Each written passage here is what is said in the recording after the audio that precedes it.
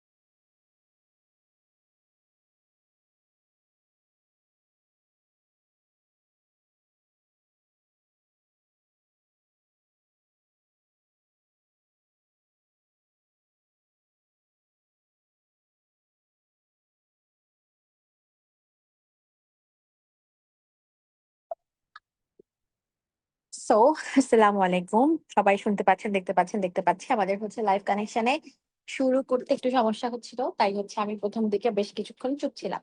তো যাই হোক, আশা করি সবাই এখন ক্লিয়ার শুনতে পাচ্ছেন। ওকে। সো আমাদের হচ্ছে আজকের সেশনটা হচ্ছে এমআরসিওজি পরীক্ষা নিয়ে। এমআরসিওজি নিয়ে অ্যাকচুয়ালি ফুল হচ্ছে এমআরসিওজি নিয়ে হচ্ছে আমরা কথা বলবো। ঠিক আছে? সো আপনাদের সুবিধার জন্য আমরা একটা আহ আচ্ছা, আমার your speaking language is not detected, okay, cancel. যাই হোক, তো যেটা বলছিলাম, আপনাদের সুবিধার জন্য আমরা ছোট্ট হচ্ছে কিছু টুকটাক টুকটাক করে জিনিসপত্র দেখাবো, যেন আপনারা বুঝতে পারেন যে কিভাবে হচ্ছে এমআরসিওজিতে প্রসিড করতে হয়। ঠিক আছে? সো আমার সঙ্গে হচ্ছে আজকে বেশ কয়েকজন থাকার কথা ছিল, কিন্তু হচ্ছে সময়ের স্বল্পতার কারণে আমরা সবাইকে হচ্ছে আজকে বলার সুযোগ দিতে পারছি না। কারণ হচ্ছে কি, আজকে আমাদের মনে হয়েছে যে সবার বিভিন্ন কোয়ারিজ ছিল, সেগুলোর উত্তর দেওয়া বেশি জরুরি। তাই হচ্ছে আমরা আগে মেইনলি হচ্ছে এই জিনিসটাতে বেশি ফোকাস করব।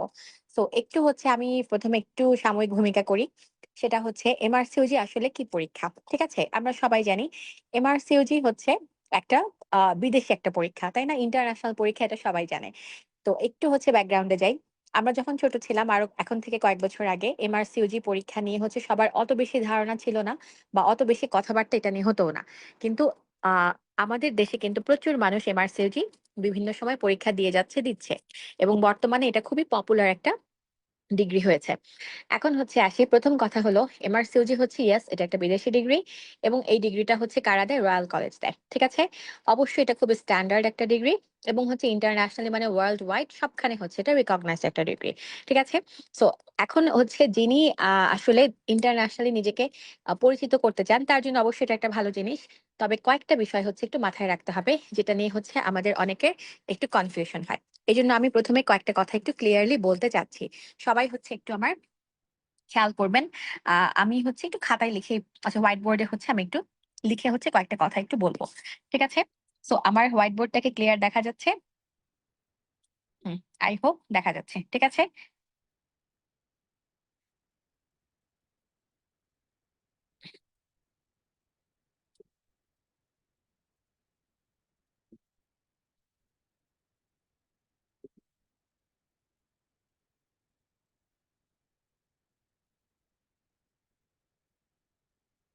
আচ্ছা ঠিক আছে, আমি হোয়াইট বোর্ড না দিয়ে হচ্ছে আমি একটু খাতায় লিখেই বলি, আমার তাহলে আমার এই মুহূর্তে হচ্ছে আমার জন্য একটু ইজি হয়।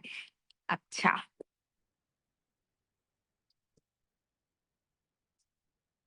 ঠিক আছে। তো আমি একটু হচ্ছে স্পষ্ট করে কয়েকটা কথা লিখবো, ঠিক আছে। খেয়াল করবেন, এমআরসিওজির সাথে কমনলি হচ্ছে যে জিনিসটা সবার কনফিউশন হয়, সেটা হচ্ছে এমআরসিএস এবং হচ্ছে এমআরসিপি, ঠিক আছে। এমআরসিএস এবং এমআরসিপি এগুলা কিন্তু হচ্ছে আমাদের সিমিলার ডিগ্রি, বাট হচ্ছে নট হচ্ছে ফর অপশন গাইনি। এগুলা কাদের? এগুলা হচ্ছে মেডিসিন এবং সার্জারির। যে বিষয়টা হচ্ছে আমি ক্লিয়ার করার জন্য এই দুইটা ডিগ্রির নাম লিখলাম, সেটা হলো এমআরসিপি এমআরসিএস এই পরীক্ষাগুলো দেওয়ার জন্য আপনার কিন্তু ট্রেনিং এর প্রয়োজন নাই, ঠিক আছে। অর্থাৎ আপনি পার্ট 1 দিতে পারেন, পার্ট 1 দিয়ে ফেললে তারপরে হচ্ছে প্রিপারেশন নিয়ে আপনি পার্ট 2 দিতে পারবেন। এই বিষয়টা সম্পর্কে সবার ধারণায় কিন্তু একটু গ্যাপ আছে।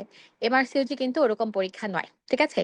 এমআরসিওজি 3টা পার্ট থাকে, এবং 3টা পার্ট কমপ্লিট করার জন্য অবশ্যই আপনাকে ট্রেনিং শেষ করতে হবে, ঠিক আছে। সো শুরুতে হচ্ছে আমরা এমআরসিওজি পার্ট 1 দেই, এমআরসিওজি পার্ট 1 দেওয়ার পরে হচ্ছে আমরা এমআরসিওজি পার্ট 2 দেই, তারপর পার্ট 3 দেই, তারপর হচ্ছে আপনি শেষ করতে পারবেন। এই পার্ট 1 আর পার্ট 2 এর মধ্যে কোনো আসলে ট্রেনিং লাগে না, পার্ট 1 পার্ট 2 পরপর দেওয়া যায়। কিন্তু পার্ট 2 শেষ করে পার্ট 3 দেওয়ার আগে আপনার 4 বছরের একটা ট্রেনিং দেখাতে হয়। এবং হচ্ছে সবচেয়ে ইম্পর্টেন্ট বিষয় যেটা, এমআরসিজি পার্ট 2 যে সিলেবাস বা যেই হচ্ছে প্রিপারেশনের স্টাইল, ওইটা হচ্ছে আসলে ট্রেনিং এক্সপোজার বা কাজের এক্সপোজার না থাকলে ওই পরীক্ষাটায় পাশ করা কঠিন। অন্তত 1 বছরের হলেও একটা কাজের এক্সপিরিয়েন্স কিন্তু লাগে। সো বিষয়টা হচ্ছে এমআরসিএস এমআরসিপি হচ্ছে আপনি ট্রেনিং ছাড়াই হচ্ছে পরীক্ষায় পাশ করতে পারবেন, বা হচ্ছে পরীক্ষায় পাশ মানে করতে আপনাকে অ্যালাউ করা হবে, অর্থাৎ এলিজিবিলিটি ক্রাইটেরিয়াতে ট্রেনিং চায় না, কিন্তু এমআরসিওজিতে ট্রেনিং লাগে। এই জন্য হচ্ছে এটা আমি স্পষ্ট করে বললাম, যে কেউ যেন হচ্ছে এই বিষয়ে কনফিউজ না হন। কারণ আমার কাছে এরকম প্রচুর মেসেজ আসে যে আপু এমআরসিওজি শেষ করে ফেলি, তারপরে হচ্ছে দেশের পরীক্ষা শুরু করব। কারণ তাদের ধারণা এমআরসিওজি শেষ করতে হচ্ছে কোনো ট্রেনিং লাগবে না। আচ্ছা, আরেকটা বিষয় একটু আমি ক্লিয়ার করে বলতে চাই। এমআরসিওজি হচ্ছে বিদেশি পরীক্ষা, ঠিক আছে। আপনি অবশ্যই নিজেকে অলংকৃত করবেন, কিন্তু আপনাকে আগে ফোকাস করতে হবে আপনি আসলে কোথায় থাকতে চান। আপনি দেশে থাকতে চান না বিদেশে যেতে চান? যদি আপনি বাংলাদেশে থাকতে চান, অবশ্যই আপনার ফোকাস হবে বাংলাদেশের ডিগ্রিগুলোকে আগে হচ্ছে শেষ করা, অথবা সাইড বাই সাইড করা। এমন যেন না হয় যে আপনি হচ্ছেন দেশেই থাকবেন, দেশেই হচ্ছে ক্যারিয়ার করবেন একদম ডিসাইডেড, কিন্তু আপনি এমআরসিওজিটাকে বেশি ফোকাস করলেন, আপনি বাংলাদেশের কোনো ডিগ্রির দিকে একদমই ফোকাস করলেন না, এটা যেন না হয়। কারণ হচ্ছে কি, যে দেশের জন্য যেটা, ঠিক আছে, সাইড বাই সাইড আপনি আগান, কিন্তু শুধু এমআরসিওজি ফোকাস যেন আপনি না করেন। এটা হচ্ছে আমি প্রথমে একটু বললাম, কারণ আমার কাছে যে সকল প্রশ্ন এসেছে তার মধ্যে এই 3টা প্রশ্ন উত্তর আমার কাছে দেওয়াটা খুব বেশি ভাইটাল মনে হয়েছে। তো আমি হচ্ছে এই মুহূর্তে কথাবার্তা এখন বলবো না, আমি এখন রেফার করে দিচ্ছি ডক্টর ফারিয়া নীলিমাকে। নীলিমা হচ্ছে মেজর অংশটুক বলবে এমআরসিওজি পার্ট 1 এর একদম আদ্যপান্ত, যে কিভাবে হচ্ছে এলিজিবিলিটি থেকে শুরু করে এভরিথিং বলুক, তারপরে হচ্ছে আমরা আবার বাকিরা বলবো। সো নীলিমা, তোমাকে আমি হোস্ট করে দিচ্ছি, তুমি হচ্ছে বাকিটা একটু কন্ডাক্ট করো। জি আপু।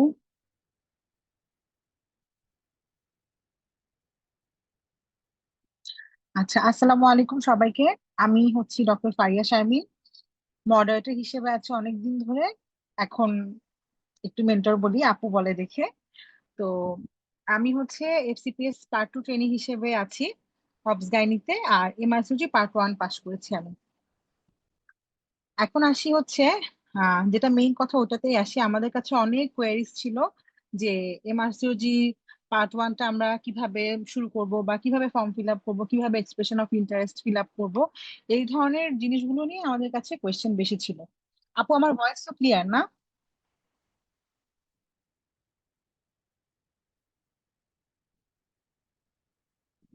হ্যাঁ, ক্লিয়ার আছে। ওকে,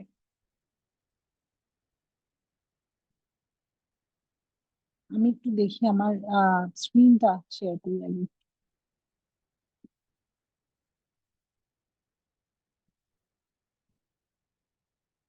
আচ্ছা, তো আমি হচ্ছে আপনাদেরকে এখন কিভাবে আমরা অ্যাকাউন্ট ওপেন করব বা এক্সপ্রেশন অফ ইন্টারেস্ট কিভাবে ফিল আপ করবো, তারপর হচ্ছে আপনার এই জিনিসগুলো নিয়ে আমি একটু বলবো। সাথে হচ্ছে পেপার ওয়াইজ যে ডিস্ট্রিবিউশন গুলো আছে ওগুলা নিয়েও হচ্ছে বলবো, ঠিক আছে? আসেন তাহলে শুরু করি আমরা।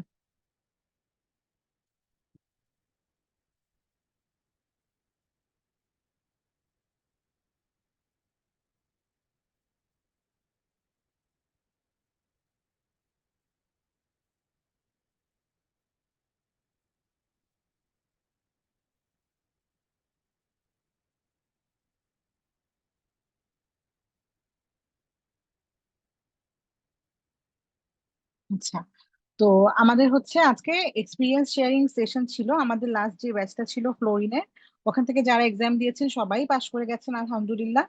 তো অনেক আপুরাই হচ্ছে ডিউটিতে আছেন, বেবি নিয়ে বিজি, ফ্যামিলির কোনো প্রবলেম আছে, অনেকেই সময় দিতে পারেন নাই। আর যারা আমাদের সাথে আজকে জয়েন করেছেন, আমরা সময় স্বল্পতায় সময় বুঝে আমরা হচ্ছে ওনাদের সাথে একটু এক্সপিরিয়েন্স শেয়ারিং করব। আর হচ্ছে সাথে আমাদের যেই নিউ ব্যাচটা রানিং এখন শুরু হবে, MRCOG part 1 based batch sunflower, ওইটা নিয়ে হচ্ছে আমরা কিছু কথা বলবো। আর হচ্ছে আজকে আমরা মেইনলি যেটা নিয়ে কথা বলবো, এটা তো বললামই, অ্যাকাউন্ট এলিজিবিলিটি, কিভাবে আমরা এক্সাম বুক করবো, ওই সব কিছু নিয়ে। সাথে এক্সামের format, duration, paper wise distribution এবং আমরা পড়বো কোথা থেকে, ওই জিনিসগুলো নিয়েও হচ্ছে আমরা কথা বলবো। আচ্ছা, যেহেতু হচ্ছে এটা আপনার সবকিছু অনলাইন বেসড, সো আমরা একটু দেখি যে কিভাবে হচ্ছে আমরা আপনার অ্যাকাউন্ট ওপেন করব। আমরা সবার প্রথমেই যেটা করব সেটা হচ্ছে আপনার এমআরসিওজি পার্ট 1 বা আরসিওজি লিখে আমরা সার্চ দিব হচ্ছে আপনার গুগলে। দিলেই দেখবেন সবার প্রথমে আপনার কাছে এরকম একটা লিখে আসবে যে এমআরসিওজি পার্ট 1 আরসিওজি এই জিনিসটা। ঠিক আছে, আমরা ওখানে ক্লিক করব এবং ওখানে যাওয়ার পর দেখবেন এখানে রেজিস্টার অথবা সাইন ইন একটা অপশন থাকে। ঠিক আছে, একদম হাতের ডান পাশে উপর দিকে রেজিস্টার অথবা সাইন ইন একটা অপশন থাকে। আমরা যদি রেজিস্টার অথবা সাইন ইন অপশনটাতে ক্লিক করি, তখন হচ্ছে আপনার ওখানে দেখা যাবে সাইন ইন অথবা রেজিস্টার অপশন আছে।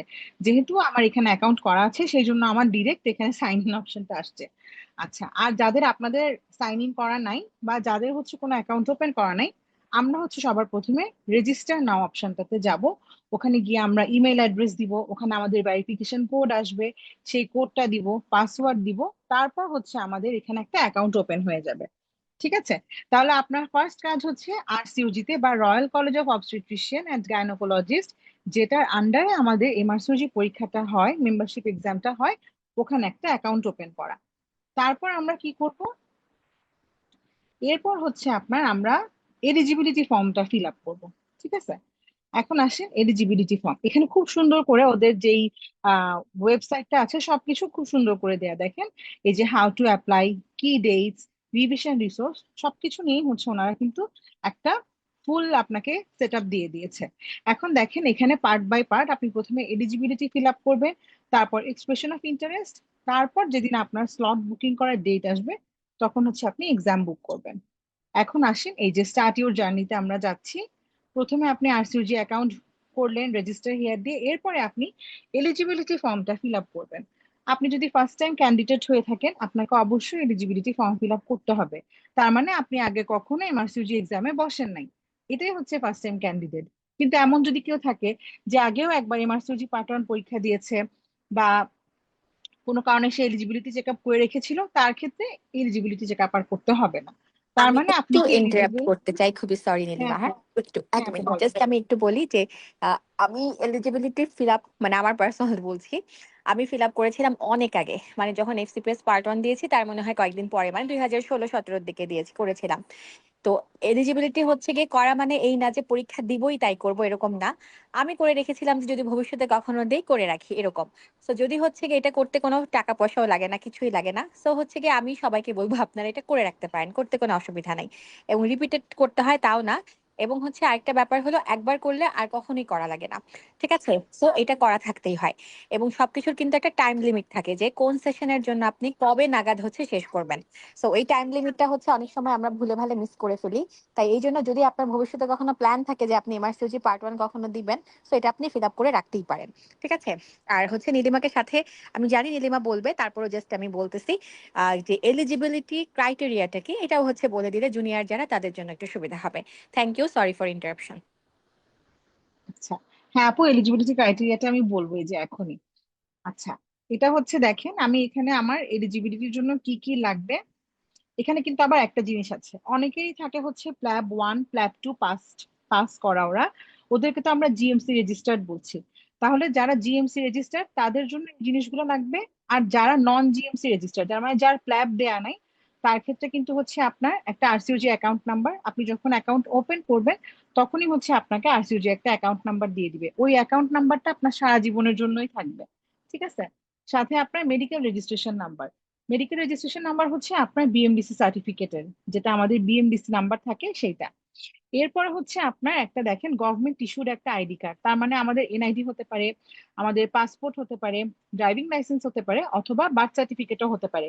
আমরা যেহেতু অ্যাডাল্ট সবাই, সো আমরা এখানে এনআইডি অথবা পাসপোর্ট যে কোনো একটা আমরা ইউজ করতে পারি। বেটার হচ্ছে পাসপোর্ট ইউজ করা। ঠিক আছে? আচ্ছা, তবে কারো যদি পাসপোর্ট না থেকে থাকে কোনো সমস্যা নেই, সে সেই ক্ষেত্রে এনআইডি ইউজ করতে পারবে। তারপর হচ্ছে দেখেন, এই জিনিসটা কিন্তু যাদের প্ল্যাব দেওয়া আছে ওদের আবার লাগবে না। এই যে অরিজিনাল প্রাইমারি মেডিকেল ডিগ্রির একটা সার্টিফিকেট লাগবে। ঠিক আছে? এই এবং এটাকে অবশ্যই আপনার ইংলিশে হতে হবে। যেমন আপনি চিটং ইউনিভার্সিটির আন্ডারে হন, আপনি ঢাকা ইউনিভার্সিটির আন্ডারে হন, আপনি যে ইউনিভার্সিটির আন্ডারেই হন, ফাইনাল পাস করার পরে আমাদের সবাইকে একটা সার্টিফিকেট দেয়। ঠিক আছে? ওই সার্টিফিকেটটা সাধারণত ইংলিশেই হয়, এবং ওইটাই হচ্ছে আপনাকে কিন্তু এখানে সাবমিট করতে হবে। ঠিক আছে? আচ্ছা, তাহলে আপনি এই জিনিসগুলো দিয়ে ওদেরকে আপনি মেইল করবেন। মেইল অ্যাড্রেসটাও হচ্ছে ওদের এখানে দেয়া আছে। আপনি মেইল করার পরে ওদেরকে হচ্ছে ওরা আপনার কাছ থেকে মিনিমাম 4 উইকস টাইম নিবে। হ্যাঁ, অনেকেই হচ্ছে করে কি যে এলিজিবিলিটি সবকিছু পাঠানোর পরে হচ্ছে আহ মনে করতে থাকে যে আসলো না কেন, আসলো না কেন। ওরা ম্যাক্সিমাম 4 উইকস পর্যন্ত সময় নিতে পারে। আর এই যে আপনাদেরকে আমি এখানে ফর্মটা দিয়ে দেখাচ্ছি, এই যে এখানে আরসিইউজি নাম্বার, তারপর হচ্ছে আপনার নন জিএমসি রেজিস্টার এভাবে দিবেন। তখন আপনার ফার্স্ট নেম আসবে, লাস্ট নেম, আপনার একটা ইমেল অ্যাড্রেস দিবেন যেখানে ওরা সব সময় আপনাকে আপডেট করতে থাকবে যে ওদের পার্ট 1 এক্সাম আসছে, ওদের পার্ট 2 এক্সাম আসছে, এই জিনিসগুলা। তারপর জেন্ডার, ডেট অফ বার্থ, এবং আপনি এখানে যা যা চাচ্ছে ওরা, আপনি কোন ইউনিভার্সিটি থেকে পাশ করছেন, কোন কান্ট্রি থেকে পাশ করছেন, এবং এই যে এখানে আপনাকে এই সবগুলো ফাইলের হচ্ছে অ্যাটাচ করে এগুলো দিতে হবে। এগুলা ক্যাম্প স্ক্যানার দিয়ে সুন্দর করে স্ক্যান করে আপনারা দিতে পারবেন। ঠিক আছে? আচ্ছা, তাহলে এটা গেল। সবকিছু দেওয়ার পর আপনি হচ্ছে লাস্টে আপনার একটা সিগনেচার এখানে দিয়ে দিবেন। এটা হচ্ছে মানে এখানে টাইপ করে দেওয়া যায় বা অনেক সময় ছবি তুলেও দেওয়া যায়। ঠিক আছে? সবকিছু করে আপনি পাঠিয়ে দিবেন। তাহলে হচ্ছে আপনার সাবমিশন হয়ে যাবে এলিজিবিলিটি। 4 উইকস এর মতো সময় লাগবে, ওরা আপনাকে এরপর মেসেজ পাঠাবে যে আপনি এলিজিবল। এরপরে হচ্ছে আমরা কি করব, এরপরে হচ্ছে আমরা expression of interest fill up করবো। এখন আপু যেটা বললো যে প্রত্যেকটা সেশনের জন্য একটা এক্সপ্রেশন অফ ইন্টারেস্টের একটা ডেট থাকে। যেমন জানুয়ারি 2026 এর জন্য ডেটটা হচ্ছে আপনার 29 আগস্ট, আমি যতটুকু জানি, আমরা ডেটটাও দেখবো একটু পর। তো আপনি যদি 29 আগস্টের মধ্যে expression of interest fill up করেন, তাহলে সেটা জানুয়ারি 2026 এক্সামের এক্সপ্রেশন অফ ইন্টারেস্ট। এটা ফিল আপ করা মানে এই না যে আপনাকে এক্সামে বসতেই হবে। আপনি যদি নাও বসেন এটা ফিল আপ করে কোনো সমস্যা নেই, কিন্তু আপনি যদি পরীক্ষায় মানে বসার কোনো মনোভাব রাখেন, আপনাকে এটা ফিল আপ করতে হবে। তার মানে পরীক্ষায় এটা ছাড়া বসতে পারবেন না। বাট এটা ফিল আপ না করে আবার পরীক্ষায় যাওয়া যাবে না। ঠিক আছে? কিন্তু করে আপনি না যান কোনো সমস্যা নেই, বা বুক না করেন সিট, কোনো সমস্যা নেই। আচ্ছা, এখন আসেন এক্সপ্রেশন অফ ইন্টারেস্ট, এখানে একটা ফর্ম আছে। আবার একটু ইন্টারাপ্ট করি, হ্যাঁ? হ্যাঁ হ্যাঁ আপু সেটা হচ্ছে বলেন। আমি মানে প্রত্যেকটা পয়েন্টে মানে আমার যে সকল ক্ষেত্রে হচ্ছে মানে বুঝতে প্রবলেম হয়েছিল বা আমি একটু কম বুঝি, এই জন্য হচ্ছে আমি ওভাবে বলতেছি। যেমন হচ্ছে এলিজিবিলিটি, যেটা হচ্ছে ডেডলাইন, হ্যাঁ, যেমন এটা অলরেডি বলেছে, তারপর আমি জাস্ট আরেকবার রিপিট করছি যে সবকিছুর কিন্তু একটা ডেডলাইন আছে। যে আপনি ধরলেন যে আপনি ভাবতেছেন আপনি জানুয়ারিতে পরীক্ষা দিবেন 2026-এ, আপনি ভাবলেন যে আমি এলিজিবিলিটি করবো না, আস্তে ধীরে ফিল আপ, আস্তে ধীরে করা যাবে না, বিকজ মোটামুটি 4 উইকস এর মতো টাইম লাগে এবং এটা ডেডলাইন আছে। ওই ডেডলাইনের ভিতরে যদি আপনি না করেন, আপনি কিন্তু ওই সেশনের জন্য বসতে পারবেন না। বুঝতে পেরেছেন? আচ্ছা, ঠিক একইভাবে এক্সপ্রেশন অফ ইন্টারেস্ট যেটা বললো যে 29 তারিখ পর্যন্ত লাস্ট ডেট, 29 তারিখ হচ্ছে, এটা কিন্তু বাংলাদেশ টাইমের সঙ্গে মিলবে না। ইউকের হচ্ছে টাইম আছে, ওই টাইম জোনের ভিতরে আপনাকে ওইটুক সময়ের ভিতরেই করতে হবে। যদি হচ্ছে আপনার টাইম হচ্ছে ক্রস করে যায়, যে মনে করেন আপনি 29 জুন অমুক সময়ের মধ্যে করেন নাই, আপনি দেরি করে করেছেন, তাহলে আপনার জানুয়ারি সেশনের জন্য আপনি যে ইন্টারেস্টেড, এটা কিন্তু ওরা কাউন্ট করবে না। ওরা আপনাকে নেক্সট সেশন মানে জুলাই সেশনের জন্য হচ্ছে কি এটাকে একসেপ্ট করবে। সো এই জন্য হচ্ছে আমার এরকম হয়েছিল। আমি আসলে এমআরসিওজি পার্ট 1 পরীক্ষা অনেক লেটে দিয়েছি এবং মানে অত বেশি হচ্ছে তাড়াহুড়া করে দিব এরকম কোনো আমার প্ল্যান কখনোই ছিল না। সো আমি প্রথমবার যখন দিব প্ল্যান করেছিলাম, আমি এই ভুলটা করেছিলাম। আমি ইন্টারেস্ট হচ্ছে শো করেছি লেটে। সো লেটে শো করাতে ওই সেশনে হচ্ছে আমার জন্য মানে ওরা কোনো বুকিং এর জন্য কোনো অপশন রাখে নাই। তবে একটা ব্যাপার, যদি হচ্ছে এমন কখনো হয় যে হচ্ছে আপনি ইন্টারেস্ট ফিল আপ করলেন বাট ওই সেশনে হচ্ছে লেট করেই করলেন, কিন্তু আহ, হয়তো ওই সেশনে এক্সামিনই কম, তখন পেলেও পেতে পারেন। কিন্তু বর্তমানে এরকম কোনো সুযোগই নাই, বিকজ হচ্ছে স্পেশালি বাংলাদেশ থেকে যে পরীক্ষা যখন দিতে হয়, মানে যেদিন বুক করার বিষয় থাকে, একটু পরে নীলিমা এটা বলবে, 10 মিনিটের ভিতরেই সব সিট বুক হয়ে যায়। তো আমি নিজেই পরীক্ষা দিয়েছি থাইল্যান্ডে গিয়ে, কারণ আমি সিট পাই নাই। ঠিক আছে, সেটা একটু পরে আসবে। তো এতটাই হচ্ছে রাশ থাকে। ঠিক আছে, সো ডেডলাইন গুলো অবশ্যই নিজের কাছে দেখে দেখে ফোকাস করে আগাতে হবে। So carry on, thank you. আচ্ছা, এরপরে আমরা যেটাতে ছিলাম, এই যে এক্সপ্রেশন অফ ইন্টারেস্ট, এখানেও দেখেন আপনি যখন যাবেন আপনার রেজিস্ট্রেশন নাম্বারটা চাইবে, first name, last name, mail address, and লাস্টে এখানে শুধু I would like to take the opportunity দিয়ে আপনি সাবমিট করে দিবেন, শেষ। আপনার আর কোনো কাজ নাই। এবার হচ্ছে ওরা আপনাকে মেইল করবে অ্যাড্রেস, মানে হচ্ছে আপনার এক্সাম কখন এটা জানিয়ে ওরা আপনাকে, মানে যেদিন আপনি সিট বুকিং করবেন ডেটটা তো আগেই দেয়া থাকে, বাট ওরা কিন্তু বারবার হচ্ছে আপনাকে মেইল করতে থাকে।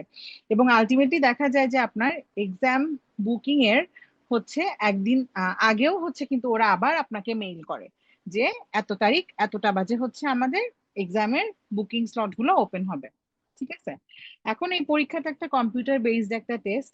আপনি অনলাইন পরীক্ষা, যেহেতু পিয়ারসন ভিউ সেন্টার গুলোতে হয়, আমাদের দেশে ঢাকায় কিছু সেন্টার আছে, পিয়ারসন ভিউ আর চিটং এ আছে। তবে পার্ট 2টা চিটং এ হয় না, পার্ট 1 নিয়ে যেহেতু কথা বলতেছি, তো এখানেই বলি।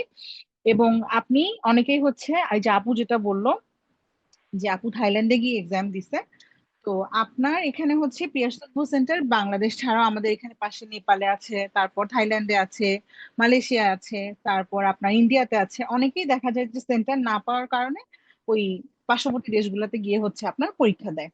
হ্যাঁ, এখন এখানে আপনারা গেলে এখানে পাবেন কোথায় কোথায় পিয়ারসন ভু এর সেন্টার আছে।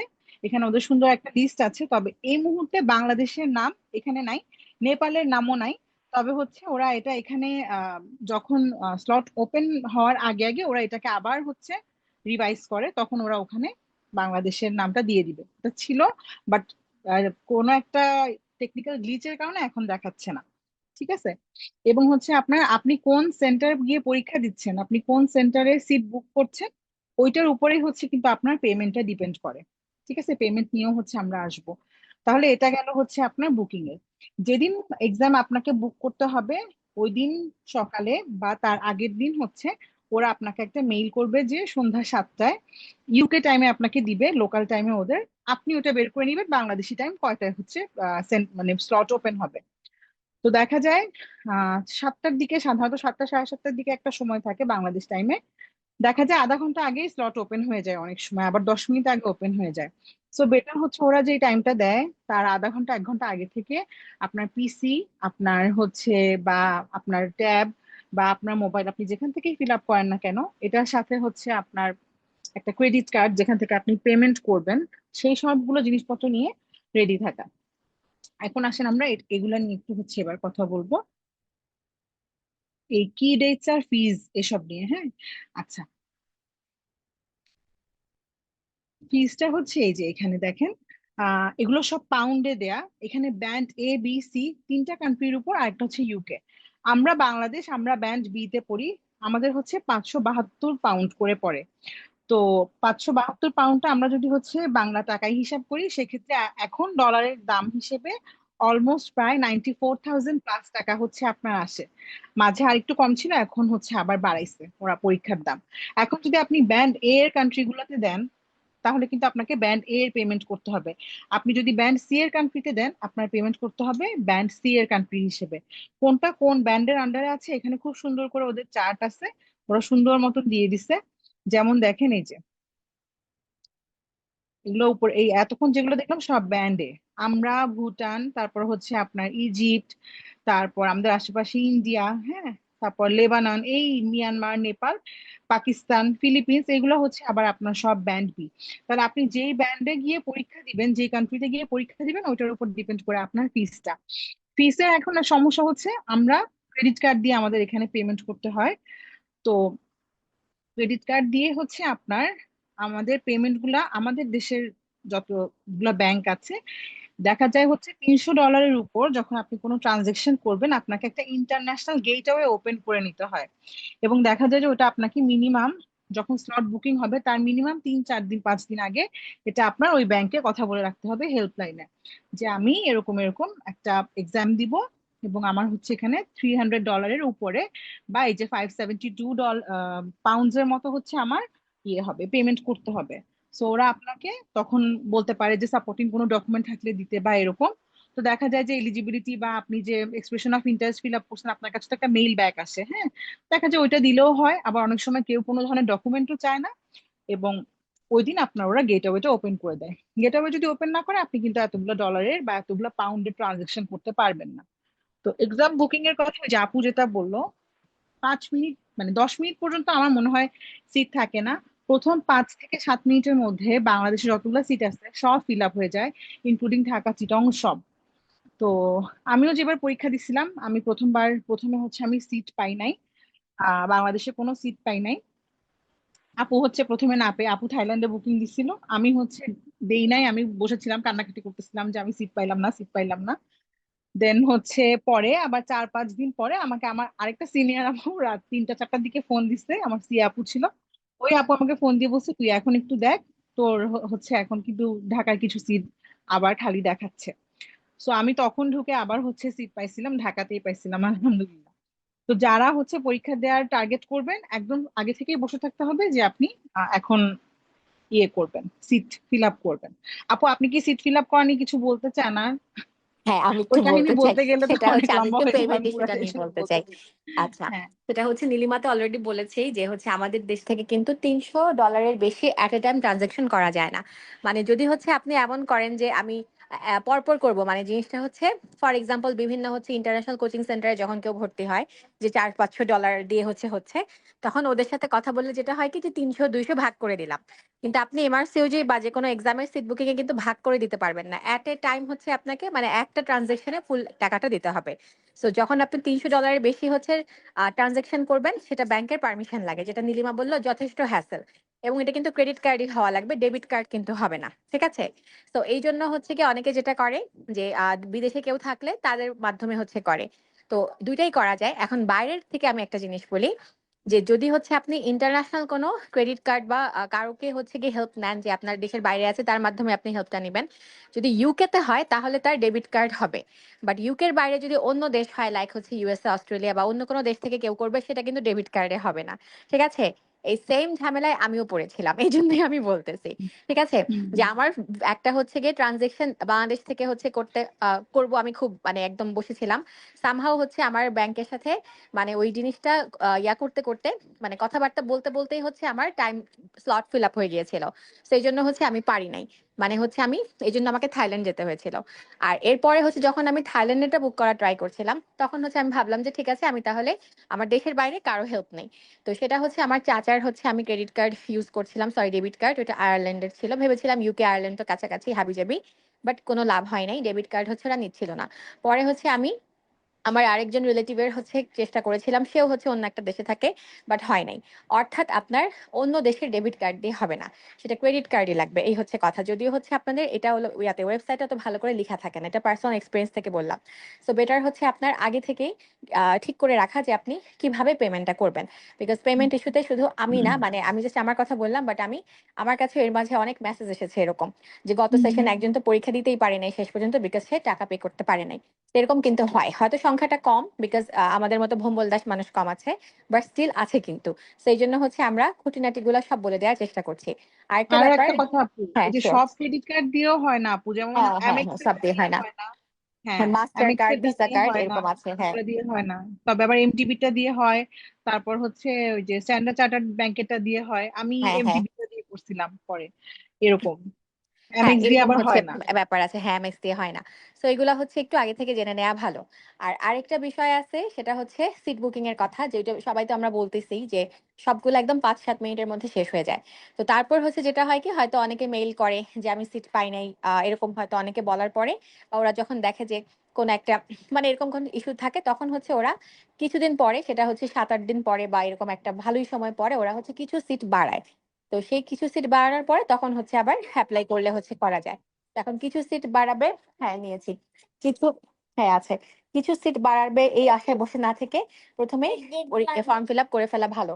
কারণ ওই 7-8-10টা দিন হচ্ছে খুবই খারাপ যায়, দেখা যায় পড়াশোনাও করা যায় না, কিছুই করা হুম। যায় না। আর আরেকটা কথা নীলিমা অলরেডি বলেছে, ব্যান্ডের কথা। আপনি কোন দেশের ন্যাশনালিটি সেটা ম্যাটার করে না। যদি এমন হয় যে আপনি ইউকের সিটিজেন কিন্তু আপনি পরীক্ষা দিচ্ছেন বাংলাদেশ থেকে, তাহলে কিন্তু আপনি ব্যান্ড বির আন্ডারেই পড়বেন। আবার আমি বাংলাদেশি মানুষ কিন্তু পরীক্ষা দিয়েছিলাম ওই যে বললাম থাইল্যান্ডে গিয়ে, ওটা আবার ব্যান্ড এতে পড়ে। তো আমার কিন্তু পেমেন্টটা বেশি করতে হয়েছিল। অর্থাৎ যেখান থেকে আপনি পরীক্ষা দিবেন সেখান থেকে।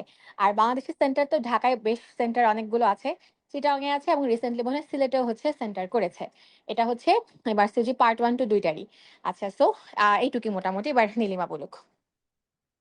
আচ্ছা, তো পরীক্ষা হচ্ছে দুইবার হয় বছরে। জানুয়ারি স্লটে হয় আর জুলাই স্লটে হয়। জানুয়ারির যে স্লটটা প্রত্যেক বছরই দেখা যায় জানুয়ারির সময়, মানে জানুয়ারি মাসের যে পরীক্ষাটা ওটা সেকেন্ড বা থার্ড উইকে হয়। আর জুলাইয়ের যেটা ওটা একদম ফার্স্ট উইকে হয়। যেমন দেখেন জানুয়ারি 2026 এর আপনার এখানে ওদের খুব সুন্দর করে ওরা হচ্ছে ডেট গুলো দিয়ে রাখছে। আপনাকে এলিজিবিলিটি চেক আপ করতে হবে 29 আগস্টের ভিতর। এক্সপ্রেশন অফ ইন্টারেস্ট ক্লোজ হবে 9 সেপ্টেম্বরের ভিতর। বুকিং উইন্ডো ওপেন হবে 21 অক্টোবর। দেখা যায় 21 অক্টোবর সন্ধ্যার দিকেই ওপেন হবে। এটা ইউজুয়ালি হয়, বাট ওরা আপনাদেরকে সময়টা বলে দিবে। আর বুকিং উইন্ডো কবে ক্লোজ হয়, ওই ক্লোজ ডেট পর্যন্ত তো যাওয়া যায়ই না। দেখা যায় যে ওপেন হইতে হইতে আসলে সব সিট চলে যায়, যা দেশের গুলা বলতেছি। আর এক্সাম ডেটটা দেখেন 14 জানুয়ারি, তাহলে হচ্ছে সেকেন্ড উইকে পড়লো। আর রেজাল্ট দিবে হচ্ছে আপনি 11 ফেব্রুয়ারি, কিন্তু জুনে দেখবেন পরীক্ষা হচ্ছে, আচ্ছা, 30 জুনের সময়, মানে জুলাইয়ের সেশনেরটা জুনে নিয়ে আসছে এবার। তো ওই যে যেটা বলতেছিলাম, যে জুলাইয়ের সেশন গুলো পরীক্ষাগুলো একদম ফার্স্ট উইকে বা এরকম হয়। আর জানুয়ারিটা হচ্ছে আপনার সেকেন্ড বা থার্ড উইকে হয়, এটা একটা ব্যাপার। তো এটা ছিল হচ্ছে আপনার এক্সাম রিলেটেড কথাবার্তা, মানে এক্সামের ডেট এন্ড অল। এবার আসি একটু আমরা পেপার ওয়াইজ বা এক্সামের ফরম্যাটটা কেমন হয়। এখানে সবই হচ্ছে আপনার সিঙ্গেল বেসড আনসার। দুইটা পেপার থাকে, পেপার 1 পেপার 2। দুইটা পেপারেই হচ্ছে আপনার 2.5 ঘন্টা করে সময় এবং 100টা করে এসবিএ। ঠিক আছে, 100টা করে এসবিএ, 2.5 ঘন্টা করে হচ্ছে সময়। আপনি পেপার 1 দেওয়ার পর 1 ঘন্টার একটা লাঞ্চ ব্রেক পাবেন। অনেকে হচ্ছে লাঞ্চ ব্রেকটা পুরাটা সময় কাজে লাগায় না, মানে পুরাটা সময় সে বাইরে থাকে না, আধা ঘন্টা লাঞ্চ ব্রেক নেয় বা 15 মিনিটস নিয়ে গিয়ে আবার বসে যায় পেপার 2 দেওয়ার জন্য। সো ওইটাও সে দিতে পারবে, কোনো সমস্যা নেই। পেপার 2ও হচ্ছে আপনার সেম 2.5 ঘন্টা। তাহলে আমি যদি লাঞ্চ ব্রেক 1 ঘন্টা ধরি, সেই ক্ষেত্রে কিন্তু আপনার এক্সাম টোটাল হচ্ছে আপনার 6 hours, including the lunch break. ঠিক আছে। আচ্ছা, লাঞ্চ ব্রেকের সময় আপনি বের হয়ে খাইতে যেতে পারবেন, আপনার যেখানেই সেন্টার পড়ুক আপনি বের হয়ে খেতে যেতে পারবেন, সমস্যা নেই। আচ্ছা, আর সবগুলাই হচ্ছে আপনার এসবিএ বেসড, পুরোটাই হচ্ছে আপনার এসবিএ বেসড কিন্তু। ঠিক আছে। এখন হচ্ছে আমি একটু দেখাই পেপার 1 আর পেপার 2 এর মধ্যে হচ্ছে আপনার কি কি আছে।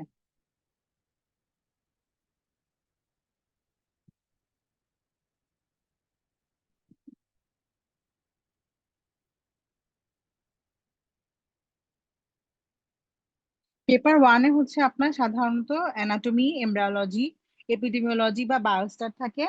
ফিজিওলজি, বায়োকেমিস্ট্রি, এন্ডোক্রাইনোলজি আর জেনেটিক্স থাকে। আর হচ্ছে আপনার পেপার 2-তে থাকে biophysics, microbiology, immunology, pathology, pharmacology, clinical and data interpretation. ঠিক আছে। আচ্ছা, এখন আসি হচ্ছে আমরা পড়বো কোথা থেকে। আমরা মেইনলি পড়বো হচ্ছে আপনার অক্সফোর্ড রিভিশন নোটস যে বইটা আছে ওইটা থেকে, এটার সাথে essentials of MRCOG part one যেটা, ওই বইটা থেকে পড়বো। আর এটা ছাড়া কিছু গাইডলাইন, যেটা হচ্ছে আপনার এমআরসিওজি পার্ট টু তে তো মেইনলি গাইডলাইন লাগে, পার্ট ওয়ানে কিছু কিছু জিনিস গাইডলাইন থেকে লাগে, যেটা ক্লিনিক্যাল ডাটা ওই জিনিসগুলোর পার্ট, সেগুলো হচ্ছে আমরা ওই গাইডলাইন গুলো থেকে জাস্ট জিসটা নিয়ে যতটুকু লাগে ওইটাই আমরা পড়বো। ফুল গাইডলাইন আমাদের এখানে লাগবে না, কারণ এখানে বেসিক থেকেই প্রশ্ন বেশি আসে। ক্লিনিক্যাল যা, ওই ক্লিনিক্যাল আর ডাটা ইন্টারপ্রিটেশনের প্রশ্নগুলাই আসে। অনেকগুলো গাইডলাইন আছে, জিটিজি, green top guideline, nice guideline, ব্যাশ গাইডলাইন, এরকম অনেকগুলো গাইডলাইনই হচ্ছে আমাদের আছে। তো আমাদের হচ্ছে আহ যে ব্যাচটা এবার পার্ট ওয়ান এমআরসিউজির জন্য, সেই ব্যাচটা খুব সুন্দর একটা নাম, একটা ফুলের নামে, ব্যাচ সানফ্লাওয়ার। আমি একটু আপুকে বলি, আপু আপনি এবার একটু আমাদের ব্যাচ সানফ্লাওয়ার নিয়ে একটু বলেন। আর এটার সাথে এরপরে হচ্ছে আমাদের কিছু ডিসকাউন্ট কুপনের জন্য আমরা কুইজের আয়োজন করছি। 10টা কোয়েশ্চেনের উপর কুইজ হবে, আপু বলবে। আপু একটু এটা নিয়ে বলেন। আচ্ছা, আমি এখন হচ্ছে একটু পরীক্ষাটা নিয়ে সামান্য টুকটাক কথা বলবো।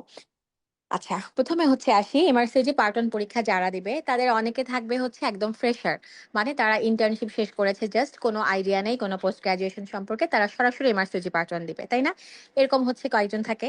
আবার কেউ কেউ থাকে যে এফসিপিএস পার্ট ওয়ান প্রিপারেশন নিচ্ছি, তার সঙ্গে সাথে সাথে এমআরসিজি পার্ট ওয়ান প্রিপারেশনও নিচ্ছি, এরকম আছে। আবার হচ্ছে কেউ কেউ থাকবে যে হচ্ছে এফসিপিএস পার্ট ওয়ান প্রিপারেশন নিয়েছি, হয়তো পাস করতে পারিনি এখনো বা দেওয়া হয়নি, এমআরসিজিটা আগে করে ফেলি, পাস পার্ট ওয়ানটা দিয়ে ফেলি। আবার অনেকে থাকবে যে এফসিপিএস পার্ট ওয়ান দিয়ে ট্রেনিং করছে, আবার এমআরসিওজি পার্ট ওয়ানও দিচ্ছে, অর্থাৎ বিভিন্ন রকম হচ্ছে প্যাটার্নের আমাদের স্টুডেন্ট থাকবে। ঠিক আছে? তো এবার হচ্ছে আবার একটু বলা, যেটা আমার কাছে মনে হয় আপনাদের শোনা প্রয়োজন, সেটা হলো যে এফসিপিএস পার্ট ওয়ানের সাথে এমআরসিওজি পার্ট ওয়ানের হচ্ছে যথেষ্ট সিমিলারিটিজ আছে সিলেবাসে। ঠিক আছে? তো সিমিলারিটিজ আছে, বাট কিছু ডিসিমিলারিটিসও আছে। তো যেমন আসি এফসিপিএস পার্ট ওয়ান পরীক্ষার প্রিপারেশন যদি আপনি সম্পূর্ণ ঠিকঠাক মতো নেন, আমি অন্য কোচিং এর কথা জানি না, আমি আমাদের কথা বলছি, আমাদের কাছ থেকে যদি আপনি নেন, আপনার এমআরসিওজি পার্ট ওয়ানের জন্য পরীক্ষায় পাশ করার মতো ক্যাপাবিলিটি অর্জন করতে সর্বোচ্চ 15 দিন লাগবে। ঠিক আছে? কেন? বিকজ আমরা এফসিপিএস পার্ট ওয়ান ব্যাচেই এত ডিটেইলে সবকিছু পড়িয়ে দিই যে এমআরসিওজি পার্ট ওয়ান খুব বেশি আলাদা করে আপনাকে এক্সট্রা পড়তে হয় না। কিছু জিনিস হচ্ছে লাগে, যেটা হচ্ছে আপনার হয়তো কিছু কোয়েশ্চেন ব্যাংক হচ্ছে সলভ করলেই হয়, যেটা হচ্ছে আমাদের আরেকটা কথা বলি, আরসিও যে ওয়েবসাইট আছে, যেটা এতক্ষণ নীলিমা দেখিয়ে আপনাদেরকে হচ্ছে সেশনটা নিল, সেখানে কিন্তু বুক লিস্ট দেওয়া আছে। সেই বুক লিস্ট দেওয়া আছে এবং ওখানে কিন্তু আপনার বেসিকের কোন কোন বই, কোন কোন কোয়েশ্চেন ব্যাংক সবকিছু আছে। এবং আরসিও যে ওখান থেকে একদম হুবহু ফলো করেই হচ্ছে প্রশ্নগুলো তৈরি করে। সো অত বইও লাগে না, তার থেকে অনেক কম জিনিসেই হচ্ছে আসলে প্রিপারেশন সুন্দর করে নেওয়া সম্ভব হয়। ঠিক আছে? সো ওগুলা হচ্ছে যখন আপনি এফসিপিএস পার্ট ওয়ানটা ঠিকঠাক মতো পড়ে ফেলবেন, তখন হচ্ছে আপনার এমআরসিজি পার্ট ওয়ানের জন্য এক্সট্রা খুব একটা খাটুনি করতে হবে না। বাট যিনি এমআরসিজি পার্ট ওয়ান দিবেন, তার কিন্তু ওই প্রিপারেশনটা এফসিপিএস পার্ট ওয়ান হবে না। কারণ এফসিপিএস পার্ট ওয়ানের সিলেবাসটা বা হচ্ছে প্রশ্নের ধরনটা বেশ ভিন্ন, বিকজ এখানে এমসিকিউ আছে। এফসিপিএস আর এমআরসিজিতে কিন্তু কোনো এমসিকিউ নাই। ঠিক আছে? সবই হলো সিঙ্গেল বেস্ট। তো তাহলে এখানে মোটামুটি আমরা বুঝাতে পারলাম যে টপিক সিমিলার, সাবজেক্ট সিমিলার, কিন্তু হচ্ছে প্রিপারেশনের ধাঁচে কিছুটা ভিন্নতা আছে। তো যদি হচ্ছে কেউ মনে করে যে হচ্ছে আমি দুটো প্রিপারেশন সাইড বাই সাইড নিব, এটা নেওয়া হচ্ছে খুবই আসলে সহজ একটা বিষয় এবং ফিজিবল, নিতেই পারে, কোনো অসুবিধা নাই।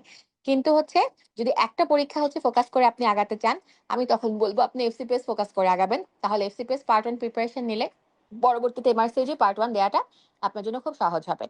এবার হচ্ছে আসি আমাদের যে সানফ্লাওয়ার ব্যাচ, আমাদের এর আগেও এমআরসিওজি পার্ট ওয়ান এর ব্যাচ ছিল, বেশ কয়েকবারই হয়েছে। কিন্তু অন্যান্য সকল ব্যাচ থেকে এবারের ব্যাচটা ভিন্ন, বা এবার থেকে ব্যাচগুলো ভিন্ন হবে। কেন? কারণ প্রথম কথা হলো, এইবার থেকে হচ্ছে আমরা আগে অনেক ক্লাসই হচ্ছে এফসিপিএস এবং এমআরসিওজি হচ্ছে সেম ক্লাস দিয়ে অনেকগুলা হচ্ছে ক্লাস হচ্ছে আমরা ম্যানেজ করতে পেরেছিলাম বা করেছিলাম ইচ্ছা করেই। বাট এইবার আমরা তা করছি না। এবার হচ্ছে ক্লাস, মেন্টার্স বা রুটিন সবকিছু হচ্ছে টোটালি আমরা ভিন্ন রেখেছি। সেটা হচ্ছে প্রথম কথা। আর দ্বিতীয় কথা, প্রত্যেকবারই হচ্ছে আমরা রিকলস বা হচ্ছে গিয়ে সবকিছু টুকটাক সলভ করার চেষ্টা করি।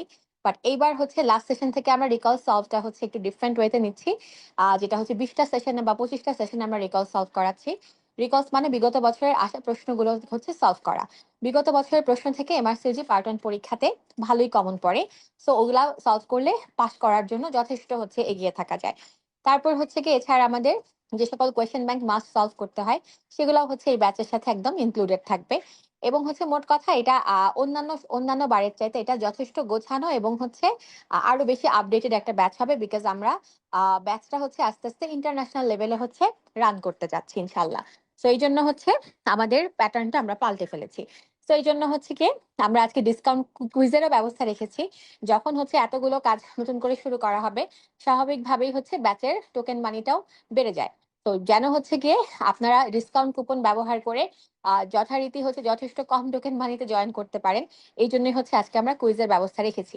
প্লাস এছাড়াও এই বছর জুলাই সেশনে আমাদের এফসিপিএস পার্ট 1 ব্যাচ থেকে যারা যারাই হচ্ছে এমআরসিওজিতে এফসিপিএস পার্ট 1 কোয়ালিফাই করেছেন, অনেক বড় একটা সংখ্যক গ্রুপ, হ্যাঁ, তাদের সবাইকে হচ্ছে আমরা এই ব্যাচে স্পেশাল ডিসকাউন্ট দিয়েছি। এছাড়া আমাদের যত হচ্ছে মডারেটরস আছে, মেন্টরস আছে, তাদের জন্য তো হচ্ছে ব্যাচের এন্ট্রির কথা বাদই দিলাম, তাদের জন্য তো হিউজ ডিসকাউন্ট থাকে।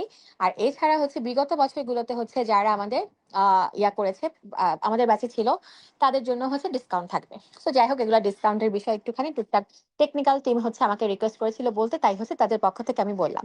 তবে টোকেন মানে এক্স্যাক্টলি কোনটা কত এটা আমার একদমই মনে নাই, মাথায়ও নাই। এটা হচ্ছে যে টেকনিক্যাল টিমকে যোগাযোগ করলে ওরা আপনাদেরকে সুন্দর করে বুঝিয়ে দিবে। আচ্ছা, এবার হচ্ছে আমি আরো কয়েকটা কথা একটু বলতে চাই। সেটা হলো যে এমআরসিওজি পার্ট 1 এর সাথে একটু কয়েকটা কথা মাথায় রাখতে হবে। যে পার্ট 1 পাস করে আমি বছরের পর বছর বসে থাকবো তাহলে কিন্তু হবে না। কেন জানেন? বিকজ পার্ট 1 থেকে পার্ট 2 পাস করার একটা নির্দিষ্ট টাইম লিমিট আছে। আপনাকে পার্ট 1 পাস করার এত বছরের মধ্যে পার্ট 2 শেষ করে ফেলতে হবে। এবং নীলিমা, এটা সম্ভবত 5 বছর কি 7 বছর, আমি এই মুহূর্তে মনে পড়ছে না। আবার এটা নিয়ে আমার একটা পোস্ট আছে, আমি পোস্টটা হচ্ছে শেয়ার করে দিব। সো একটা টাইম জোন আছে, সেই টাইম লিমিটের মধ্যে আপনাকে পার্ট 1 থেকে পার্ট 2 শেষ করতে হবে। যদি আপু আপনি 7 বছরের মধ্যে 7 বছর, হ্যাঁ। 7 বছরের মধ্যে একবার অ্যাটেম্প করতে হবে। আচ্ছা, একবার মাস্ট অ্যাটেম্প করতে হবে। তো পাশেরও মনে হয় একটা কিছু আছে। আচ্ছা, যদি হচ্ছে আপনি ইউকে তে প্র্যাকটিস করতে চান তাহলে এটা ম্যান্ডেটরি। যদি হচ্ছে আপনি ইউকে তে প্র্যাকটিস না করতে চান, এমনিতে একটা ডিগ্রি নিতে হবে তাই নিবেন, তাহলে হচ্ছে ওরকম ম্যান্ডেটরি না।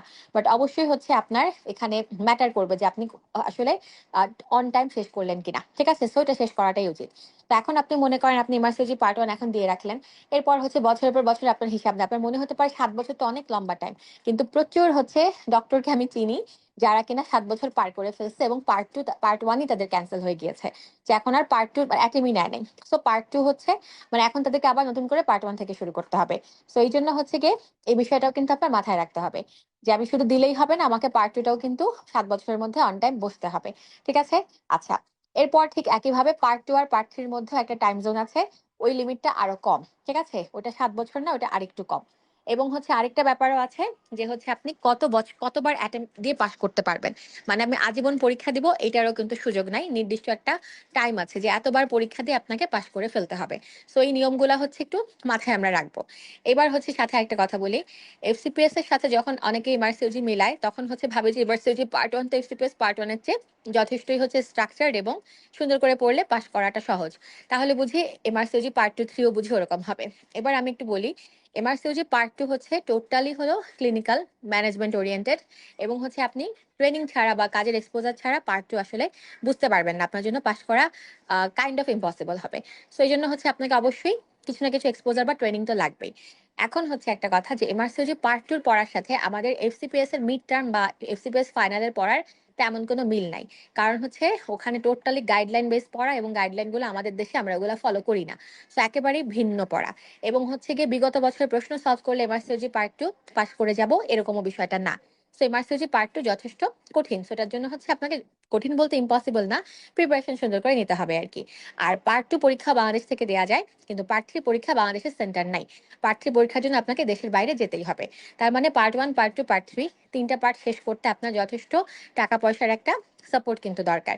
তো শুরু করলাম পরে টাকার অভাবে শেষ করলাম না, এটাও যেন না হয়। তো সবকিছু মাথায় রেখেই হচ্ছে আগানোটা সুন্দর। নিজের জন্য ইনভেস্ট আমরা করব, নিজের জন্য আমরা টাকা জমিয়ে জমিয়ে পরীক্ষা দিব। কিন্তু ম্যাচিউর মানুষ তারাই যারা হচ্ছে হুজুগে পড়ে কাজ না করে সবকিছু বুঝে শুনে করে, ঠিক আছে? সেই জন্য হচ্ছে কথাগুলো একটু সাথে শেয়ার বললাম। আচ্ছা, এবার হচ্ছে আমাদের সাথে আছে ডক্টর মিলি। মিলি হচ্ছে এবার এফসিপিএস এমআরসিজি পার্ট 1 পাস করেছে। তা আমি মিলিকে হচ্ছে এই মুহূর্তে কিছু বলার জন্য অনুরোধ করছি। মিলি তো এতক্ষণ ছিলই, নীলিমা অনেক কিছু বলেছে, আমি অনেক কিছু বলেছি। সো একই কথা রিপিট না করে অন্য যে সকল কথা তার মনে হয় যে এক্সট্রা বলা দরকার সেটা যেন বলে। প্লাস হচ্ছে এক্সপিরিয়েন্সটা যেন শেয়ার করে, যে পরীক্ষা দিতে গিয়ে তার কি কি মনে হয়েছে বা কি কি যা লেগেছে সবকিছুই হচ্ছে মিলিকে বলার জন্য অনুরোধ করছি। মিলি।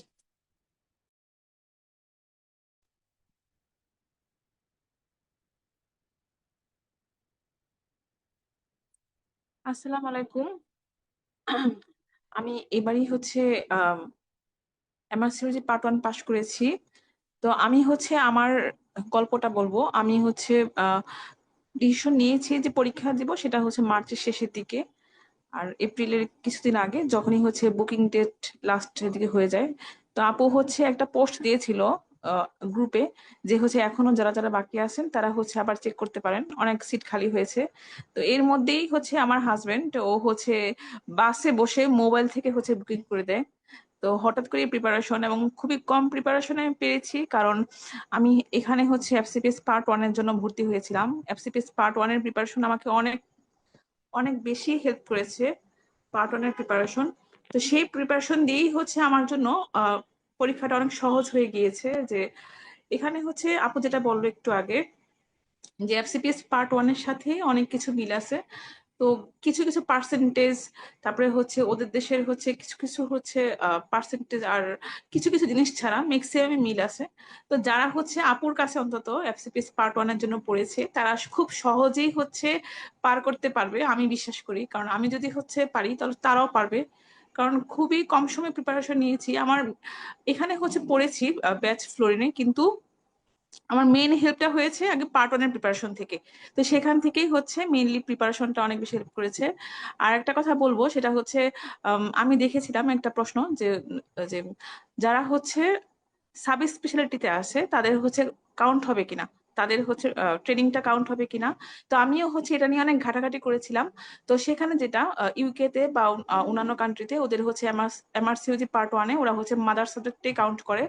আর যেটা ব্রাঞ্চে, সেটা হচ্ছে ওদের দেশে গিয়ে ব্রাঞ্চে আবার করা লাগে। সেটা সম্ভবত 7 বছর ওদের দেশে গিয়ে করা লাগে, কিন্তু আমাদের দেশের হচ্ছে মাদার সাবজেক্টেই ওরা কাউন্ট করে থাকে মেনলি। আর হচ্ছে আপুরা অনেক ভালো ক্লাস নিয়েছিল ফ্লোরিনে, নীলিমা আপু, নওশিন পূর্ণা আপু। আর এতটুকুই বললাম, আপুরা তো সবকিছুই বলে দিয়েছে, বুকিং প্রসেস সবকিছুই বলে দিয়েছে। তবে যারা হচ্ছে প্রথম দিকে হচ্ছে বুকিং করতে পারে না, আপু যেটা বললো, শেষের দিকে অনেকের সিট ক্যান্সেল হয়ে যায় বা অনেক সিট পাওয়া যায় বাংলাদেশে। এছাড়া এই বছর তো অনেকগুলো নতুন সিট হয়েছে। তো শেষের দিকেও মানে একদম আশা না হারিয়ে শেষের দিকেও হচ্ছে কয়েকবার ট্রাই করলে আপনি নতুন সিট পেতেও পারেন। আর আমি হচ্ছে আমার ভাগ্যক্রমে আমার সিট হচ্ছে মিরপুরেই পেয়ে গেছি, খুবই কাছাকাছি। আর আপনি হচ্ছে একটু সেন্টারটা হচ্ছে একটু সম্পর্কে রিভিউ নিয়ে নেবেন, কারণ অনেক সেন্টার হচ্ছে একটু কোঅপারেট থাকে না, একটু অন্যরকম থাকে। সে সেন্টার সম্পর্কে হচ্ছে আপনি একটু জেনে নেবেন। আর আপনি হচ্ছে অনেক সময় বলে যে আমার কি দিবে। আমি আরেকটা কথা বলি, যেটা হচ্ছে অনেকে বলে যে যখন বুকিং দেয় তখন অনেকের হচ্ছে কোয়ারি থাকে যে আমার কি হচ্ছে অ্যাডমিট কার্ড দিবে কিনা, বা আমি হচ্ছে জিনিসপত্র রাখবো কোথায়, বা হচ্ছে আমার সাথে কে যাবে। মানে আমার কাছে যেগুলো মনে হয়েছিল, তো ওরা আপনি যখন হচ্ছে পেমেন্ট করবে তখনই হচ্ছে ওরা একটা আপনাকে রিসিপ্ট দিয়ে দিবে, সেটাই হচ্ছে আপনার অ্যাডমিট কার্ড। এটা নিয়ে গেলে হবে। তো অনেকে জিজ্ঞাসা করে যে পাসপোর্ট লাগবে কিনা বা এনআইডি লাগবে কিনা। তো আগে হচ্ছে এনআইডিটা হচ্ছে ওরা জমা নিত, কিন্তু এই বছর যা দেখলাম, যে আমার বুকিং সেন্টারে যারা ছিল সবাই পাসপোর্টই জমা দিয়েছে, পাসপোর্টটাই নেয়। পাসপোর্টটা ওরা হচ্ছে শুরুতে জমা রাখে, তারপরে হচ্ছে আপনার কাছে যে হচ্ছে ইনভয়েস থাকে, যেটা যেটা হচ্ছে আপনি পেমেন্ট করেছেন, ওটা ইনভয়েস পাঠায় ওরা মেইলে, সেই ইনভয়েসটা ওরা জমা রাখে। তারপরে হচ্ছে আপনাকে যে এক্সামে যে রুমের ব্যাপারটা, সেটা হচ্ছে আপনাকে হচ্ছে একটা রুমে দিবে, সেই রুমে হচ্ছে আপনার মতোই হচ্ছে আরো কয়েকজন থাকবে। তো সেটা সম্পূর্ণ হচ্ছে মনিটর করে একটা পিসিতে। তো অনেকেই বলে যে হচ্ছে আপু আমার ক্যালকুলেটর নিব কিনা, আমি হচ্ছে কোথায় লিখবো, কোথায় হচ্ছে এটা হচ্ছে রাফ করব। রাফের জন্য হচ্ছে আলাদা করে দেওয়া থাকে, ওদের থেকেই দেওয়া থাকে রাফের জন্য, আপনি সেখানে মুছতে পারবেন, লিখতে পারবেন। তারপরে ক্যালকুলেটর থাকে কিনা, হ্যাঁ ক্যালকুলেটরও থাকে, পিসির সাথে নতুন অ্যাড করেছে। আর এই বছর থেকে একটা জিনিস অ্যাড করেছে, সেটা হচ্ছে নর্মাল রেঞ্জ। নর্মাল রেঞ্জ গুলো হচ্ছে পিসির সাইডে একটা কোনায় থাকে, খুবই সহজ। তো অনেকে বলে আপু আমি তো হচ্ছে পিসিতে হচ্ছে কম্পিউটারের কাজ তেমন পারি না, তেমন বুঝি না। খুবই সহজ, আপনি যে ইনভয়েসটা দিবেন ওরাই হচ্ছে সেট আপ করে দিবে আপনার ইনভয়েসের সাথে, যে হচ্ছে এপিসি তে হচ্ছে শুধু আপনিই পরীক্ষা দিবেন, আপনি হচ্ছে পেপার 1ও এখানে দিবেন, আপনার ব্রেকের পর পেপার 2 এখানে দিবেন, তখন ওরাই সেট করে দিবে। তো এর মধ্যে হচ্ছে অনেকে জিজ্ঞাসা করে যে হচ্ছে আমি যদি হচ্ছে কোনো কোশ্চেন স্কিপ করি, ভুলে বা মনে থাকে না, বা আমি কনফিউজড, তখন আমি কি করব। তো ওইখানে হচ্ছে ফ্ল্যাগ নামে হচ্ছে একটা অপশন আছে, বা আপনি যদি কোনো কোশ্চেন স্কিপ করে যান, বা হচ্ছে আপনি যদি হচ্ছে আবারও হচ্ছে রিপিট আসতে চান, সেই সুযোগও আছে। আপনি যদি হচ্ছে ফ্ল্যাগে দিয়ে থাকে, তাহলে আপনি ওইখানে লাস্টে ফ্ল্যাগ ক্লিক করলে আপনি যে কোশ্চেনটা হচ্ছে আপনি এখনো হচ্ছে শিওর না, সেটা ঠিক করতে পারবেন। যদি আপনি কোনো কোশ্চেন মিস মিস করে যান, তাহলে হচ্ছে শেষের দিকে হচ্ছে আসবে যে হচ্ছে কোন কোশ্চেনটা ইনকমপ্লিট, সেটা আপনি আরেকবার দিতে পারবেন। তাছাড়া আপনি হচ্ছে পুরো কোশ্চেনটা আবারও হচ্ছে, যেমন এফসিপিএস এ আমরা অনেক সময় পাই যে হচ্ছে আমরা আরেকবার হচ্ছে দেখবো কিনা, আমরা হচ্ছে আরেকবার বলবো কিনা, এগুলো হচ্ছে সহজেই হচ্ছে বলে দেয়।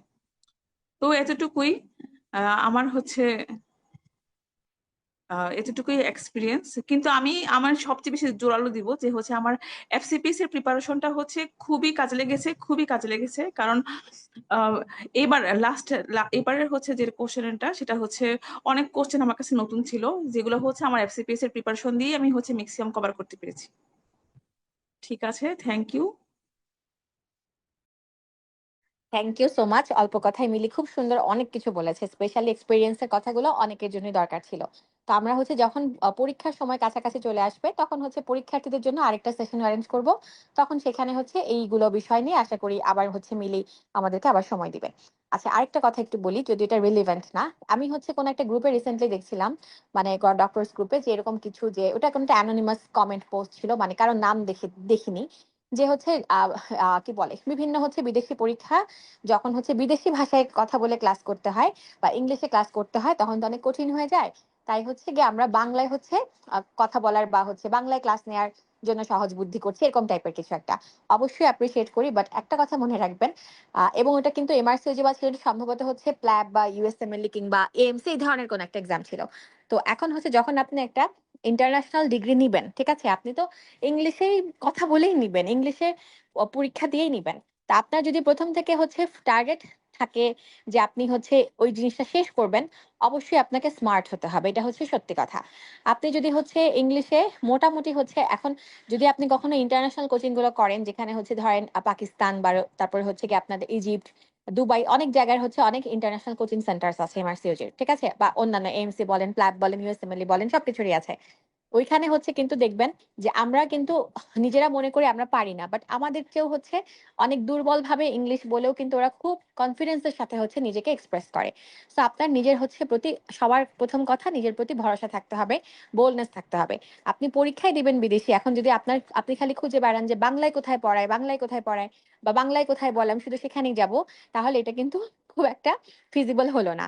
যেমন স্পেশালি আপনি যদি কেউ ইউএসএমএলই বা ইউকেএমএলই বা প্ল্যাব দিবে বা হচ্ছে গিয়ে এএমসি দিবে, সে যদি এখন গিয়ে খুঁজে যে বাংলায় ক্লাস করব, তাহলে তো সে কি করে হচ্ছে কি আপনার পার্ট 2 শেষ করবে, বা সে কিভাবে হচ্ছে আরেকটা দেশে নিজেকে অ্যাডজাস্ট করবে। তো যদি হচ্ছে আপনার মনে মনে ইচ্ছা থাকে যে আপনি এরকম কিছু করবেন, আপনি এখন থেকেই প্রথম থেকে নিজেকে গ্রুমিং করবেন যে আপনি ইংলিশে যেন হচ্ছে মোটামুটি একটা লেভেলে নিজেকে এক্সপ্রেস করতে পারেন বা বুঝতে পারেন। আরেকটা কথা, এখন হচ্ছে অনলাইনের যুগ, এবং হচ্ছে এই সকল পরীক্ষা সবই কম্পিউটার বেসড হয়, পেপার বেসড পরীক্ষা কিন্তু এখন আর ইন্টারন্যাশনাল লেভেলে নাই, উঠে গেছে। তো আপনি যখন কম্পিউটার বেসড পরীক্ষা দিবেন, আপনাকে পিসি সম্পর্কে মিনিমাম ধারণা রাখতে হবে।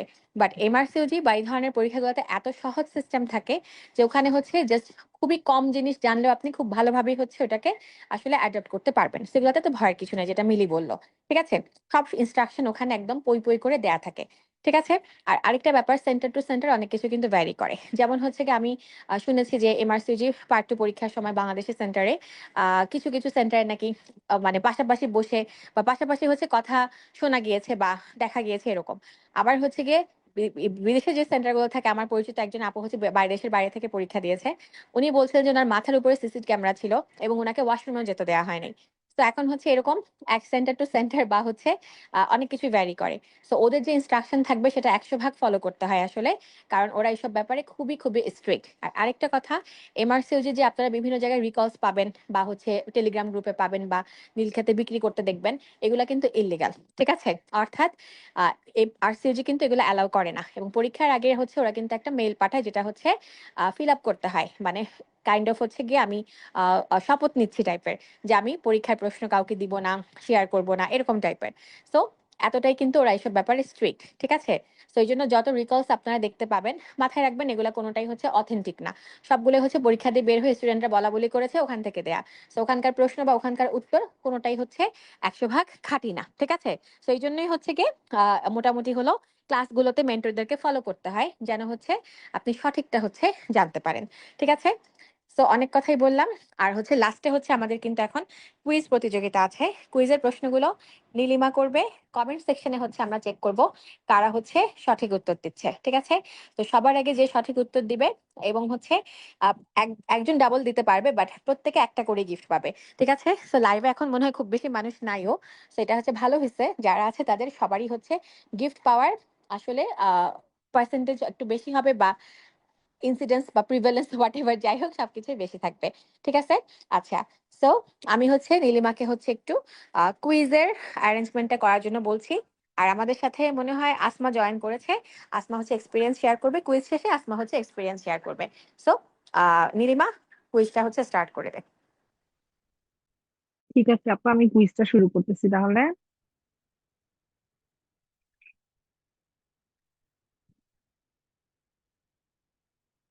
আচ্ছা, কুইজে আমরা 10টা প্রশ্ন রাখছি। 10টা প্রশ্নের 10টাই হচ্ছে এসবিএ। তো স্ক্রিনে দেখাবো আর দুইবার করে বলবো। আপু কতক্ষণ ওয়েট করবো আনসার দেওয়ার জন্য? আচ্ছা, অ্যান্সার দেওয়ার জন্য হচ্ছে আমরা তো আহ কতক্ষণ মানে কমেন্ট আসা শুরু হলে অন্তত 4-5 জন আচ্ছা কমেন্ট ঠিক করলে আছে। আমরা বুঝবো যে মোটামুটি সবার কাছে পৌঁছেছে। আর আরেকটা আচ্ছা কথা, ঠিক আছে। কুইজগুলা হচ্ছে কুইজটা অ্যারেঞ্জ করার আরেকটা রিজন আছে। সেটা হলো যে প্রশ্নগুলা কিন্তু এমআরসিওজি তে যেরকম প্রশ্ন আসে ওভাবেই হচ্ছে তৈরি করা, যেন হচ্ছে আপনারা কুইজের মাধ্যমে একটু নিজেকেও অ্যাসেস করে ফেলতে পারেন যে আপনি আসলে প্রশ্নগুলো কতটুকু বুঝেন বা পরীক্ষাটা আসলে কেমন হয়, ঠিক আছে? So get ready everyone. আচ্ছা, তাহলে শুরু করতেছি। বিসমিল্লাহির রহমানির রহিম। First question. প্রথম প্রশ্নটা হচ্ছে, in Times of starvation which ketone body is which ketone body listed below can be utilized by the heart for energy? Option 5টা আছে: acetone, beta hydroxy butyric acid, acetyl CoA, pyruvate, ATP. স্টারভেশনের সময় heart কোন ketone বডিটাকে use করে এনার্জির জন্য? Acetone, beta hydroxy butyric acid, acetyl CoA, pyruvate or ATP. আপনারা একটু আনসার করেন।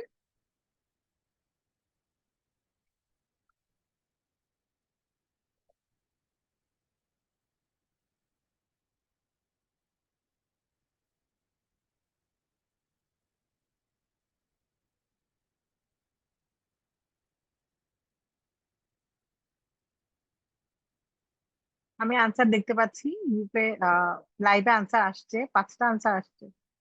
6টা।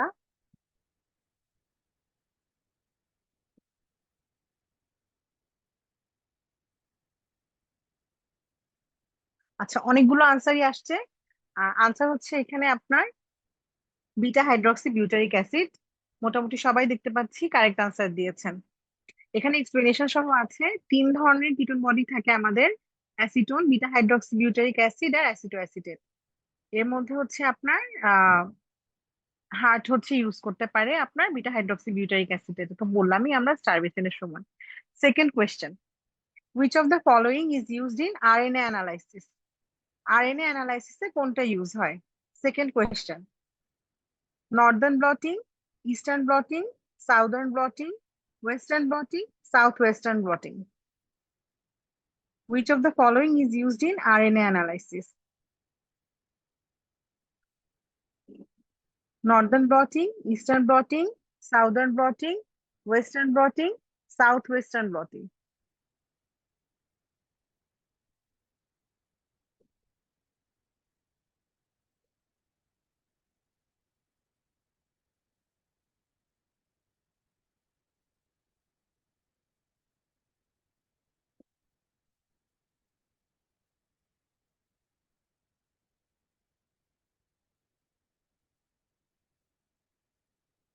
আপু, যিনি ফার্স্ট আনসার দিচ্ছেন ওনাকেই তো আমরা উইনার ধরবো, তাই না?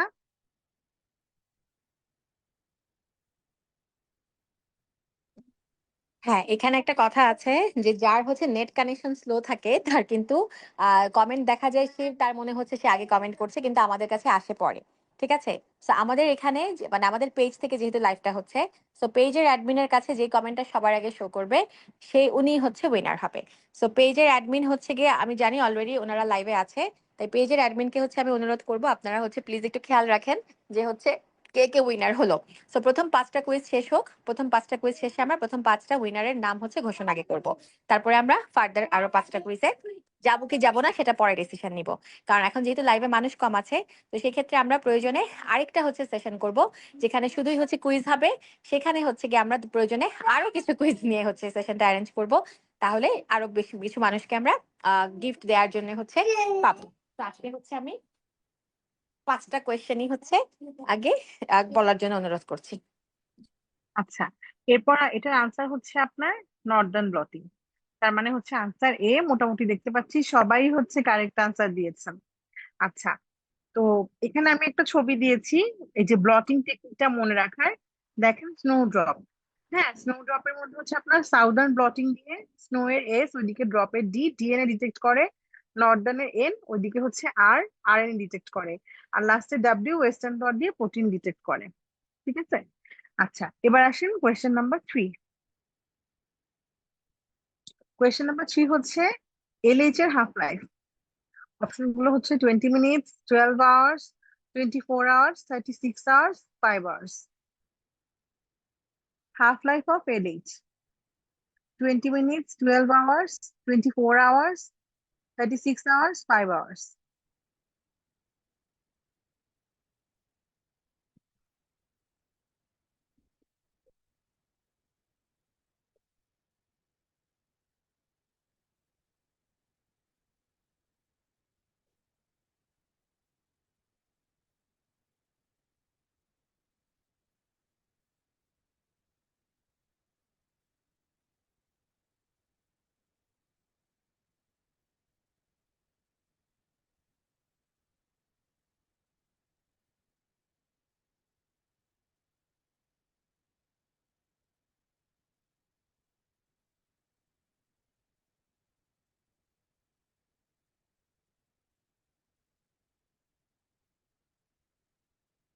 আচ্ছা, এটার কারেক্ট আনসার হচ্ছে এ। এটা হচ্ছে 20 মিনিটস। অনেকবার এই প্রশ্নটা আসছে। আচ্ছা, এবার আসেন 4 নম্বর প্রশ্ন। Half life of FSH: 3 to 5 hours, 20 minutes, 1 to 2 hours, 30 minutes, only 3 hours. FSH half life option গুলো হচ্ছে 3 to 5 hours, 20 minutes, 1 to 2 hours, 30 minutes, and 3 hours.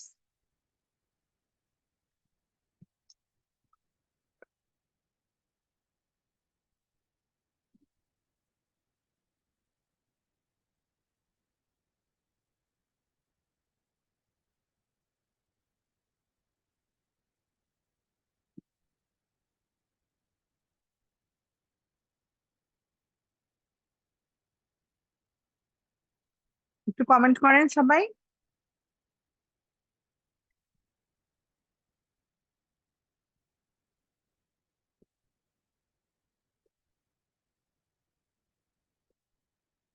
আচ্ছা, অনেকেই দেখি কমেন্ট করছেন। এটা আনসার হচ্ছে 3 to 5 hours। ঠিক আছে, মানে এ, অপশন এ, এটা হচ্ছে 3 to 5 hours। এরকম আরো অনেকগুলো জিনিসের হাফ লাইফ নিয়ে প্রশ্ন আসে। যেমন আপনার নাইট্রিক অক্সাইডের 10 সেকেন্ড, হেপারিনের 60 to 90 মিনিটস, ইনসুলিনের 5 মিনিট, অক্সিটোসিনের 5 মিনিট, এলএইচ এর 20 মিনিট তো বলেছি। এরকম। ঠিক আছে।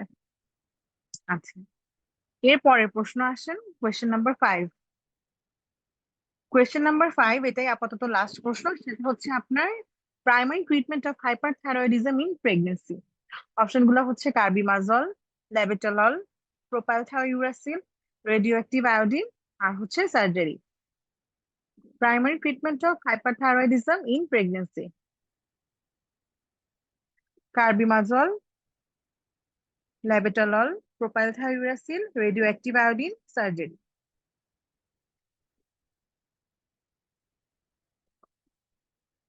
অনেকেই আনসার দিচ্ছেন।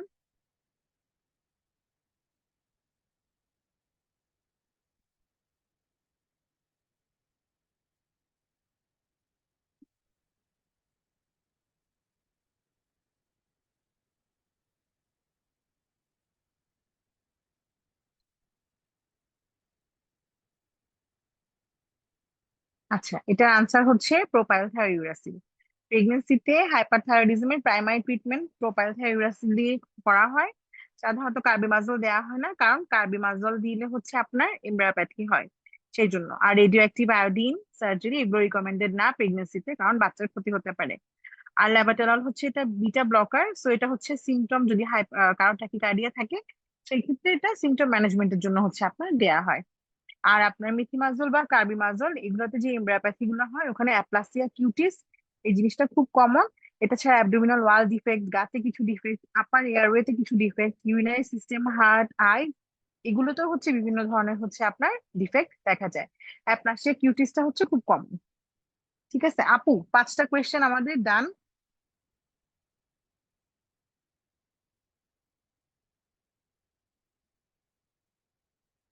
রাফ আপু শুনতে পাচ্ছেন?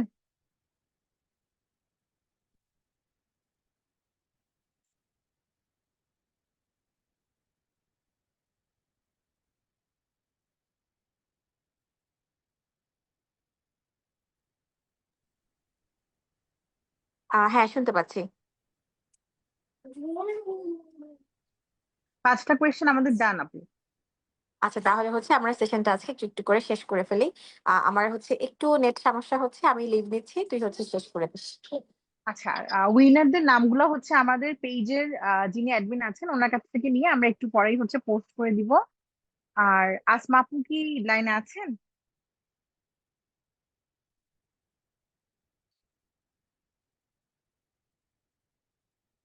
আসমা আপু আপনি কি আছেন?